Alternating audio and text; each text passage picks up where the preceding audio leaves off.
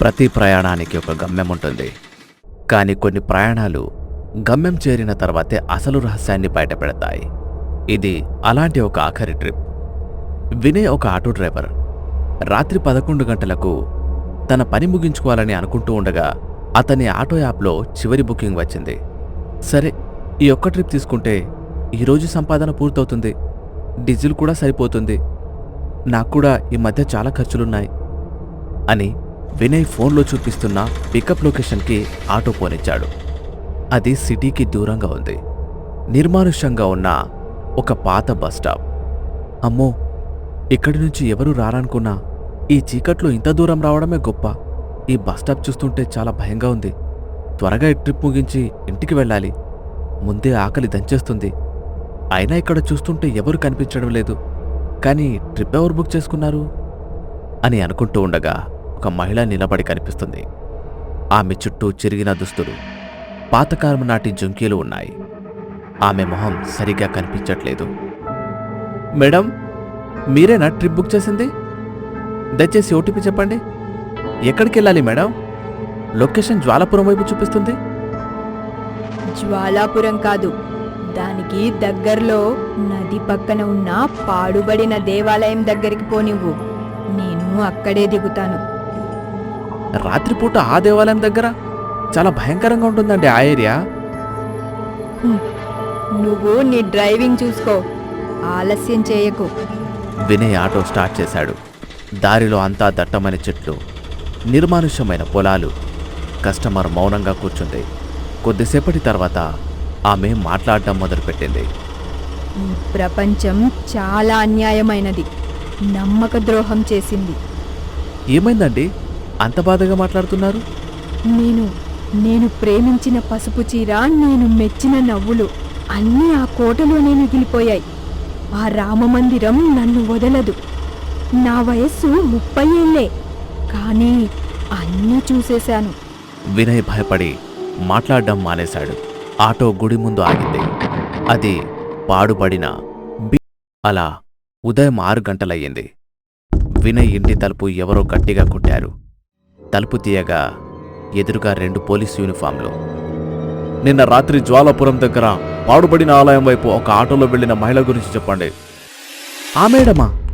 ఆవిడ నాకు డబ్బులిచ్చి లోపలికి నడుచుకుంటూ వెళ్ళిపోయింది సార్. ఎందుకండి, ఏమైంది? ఆమె ఫోటో చూడు. ఈమెనేనా నీ ఆటోలో వచ్చింది? వినయ్ ఫోటో చూసి వణికిపోయాడు. అవును సార్, పసుపు చీరలో జుంకీలతో ఈమెనే. ఈమె పేరు అంజలి. ఈమె 10 సంవత్సరాల క్రితమే మిస్ అయింది. ఈ రోజు వరకు ఆచూకీ లేదు. ఆ గుడి దగ్గర చివరిసారిగా కనిపించింది. ఏంటంటున్నారు సార్? నేను తనతో మాట్లాడాను. నేను తనని నా ఆటోలో తీసుకెళ్లాను. ఆమె నాతో నా వయసు 30 ఏళ్లే అని చెప్పింది అని వినయ్ వెంటనే తన జేబులో ఉన్న డబ్బులు చూశాడు.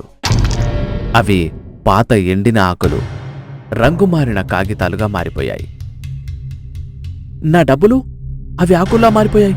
భగవంతుడా!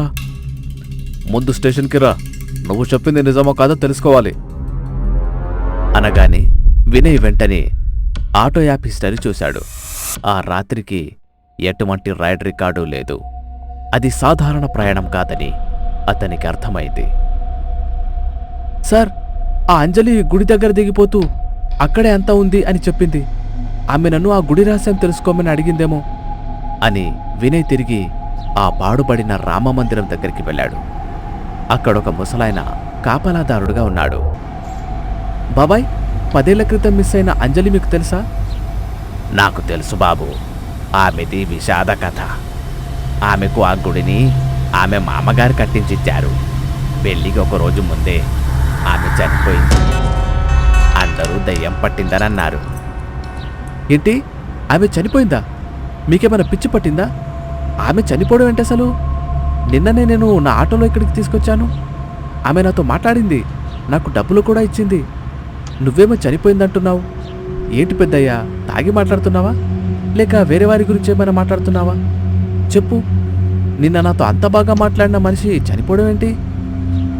నిజం బాబు, నేను చెప్పేది ఆమె చనిపోయింది. ఆమె ఆత్మ ఇలా తిరుగుతూ ఉంటుంది. ఏంటండి మీరు మాట్లాడేది? ఆమె ఆత్మనా? అంటే నిన్న నాతో మాట్లాడింది ఆమె ఆత్మనా? అవును, ఇంతకీ ఆమె ఎలా చనిపోయిందో తెలుసా? ఆమెను ఆమె మామగారే ఆస్తి కోసం చంపేశారు. గుడి పక్కన ఆ పాత చెలమ ఉంది కదా, అందులో పాతి పెట్టారు. ఆమె ఆత్మకు న్యాయం జరగలేదు కాబట్టి నీకు ఆఖరి ట్రిప్ ఇచ్చింది. ఎప్పుడైతే ఆమెకి న్యాయం జరుగుతుందో అప్పుడే ఆమె ఆత్మకి శాంతి కలుగుతుంది. కానీ అది జరగని పని. ఏంటి, వాళ్ళ మామని ఆమెను చంపాడా? ఎలాగైనా ఆమె ఆత్మకి శాంతి జరిగేలా నేను చేస్తాను. చేసి అంజలి ఆత్మకి శాంతిని ప్రసాదించు బాబు. అలా వినయ్కి అంతా అర్థమైంది. అంజలి ఆత్మ చివరి ప్రయత్నం చేసింది. వినయ్ వెంటనే పోలీసులకు ఆ చలమ గురించి చెప్పాడు. పోలీసులు చలమను తవ్వగా పసుపు చీరలో ఉన్న అంజలి అస్థిపంజరం బయటపడింది. DNA టెస్టుల ద్వారా అంజలి కేసు నిరూపణ అయ్యి ఆమె మామగారు అరెస్ట్ అయ్యారు. ఈ ఆఖరి ట్రిప్ నా జీవితాన్ని మార్చేసింది. ఇది ఆమె చివరి ప్రయాణం కాదు, చివరి పోరాటం.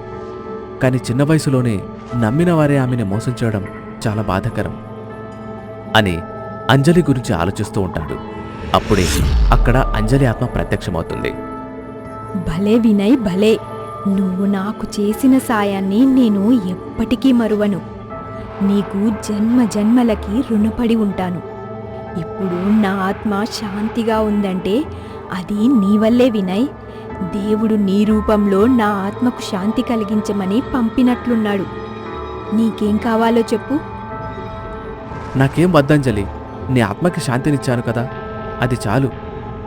లేదు, మా నాన్న నా కోసం చేయించిన బంగారం అలానే ఉంది. అది మా ఇంటి ఇనుప బీరువాలో ఉంది. నువ్వెళ్ళి ఆ బంగారం తెచ్చుకొని హాయిగా జీవించు అని అక్కడి నుంచి మాయమైపోతుంది అంజలి ఆత్మ. అంజలి చాలా మంచిది. ఈ సంఘటన నా జీవితాన్ని మార్చేసింది అని అనుకుంటాడు. అలా ఒక డ్రైవర్ ఒక ఆత్మకి న్యాయం చేసిన సాక్షిగా మిగిలిపోయాడు. అంతేకాకుండా ఆ చివరి ట్రిప్ వల్ల అతనికి అంజలి బంగారం మొత్తం లభించింది. ఇప్పుడు వినయ్ ఆ బంగారం అమ్మి దానితో మంచిగా వ్యాపారం చేసుకుంటూ హాయిగా జీవిస్తున్నాడు.